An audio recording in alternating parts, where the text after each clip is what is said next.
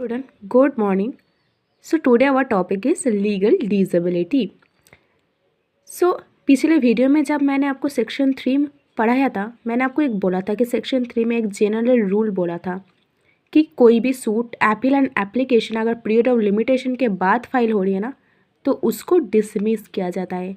But आपको ये भी तो पता है कि जहाँ पर जनरल रूल है वहीं पर जनरल एक्सेप्शन भी होता है। तो ऑफकोर्स इस जनरल रूल का भी एक्सेप्शन है और वो एक्सेप्शन सेक्शन 4 to 24 में दिया है, जहाँ पर you can institute a suit after the lapse of period of limitation and section 6 and 7 provide that where a person or one of several person is under a legal disability, he may file a suit or an application within the same period after the disability has ceased. और आपको ये it is very much important to remember कि legal disability का मतलब होता है minority, insanity and इडियोसी।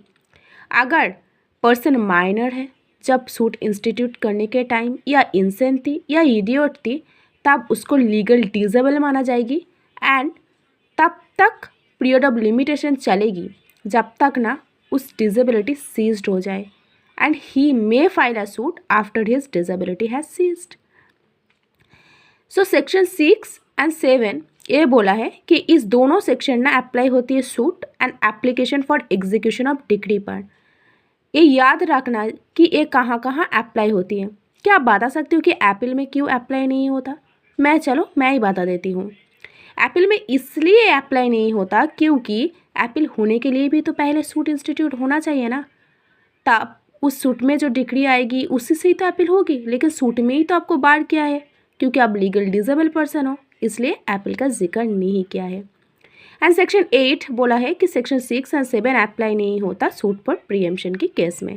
And section 9 continuous running of time की बात किया है, मतलब अगर लिमिटेशन पीरियड स्टार्ट हो गया है ना, तो कभी भी ये नहीं रुक कर चलेगी।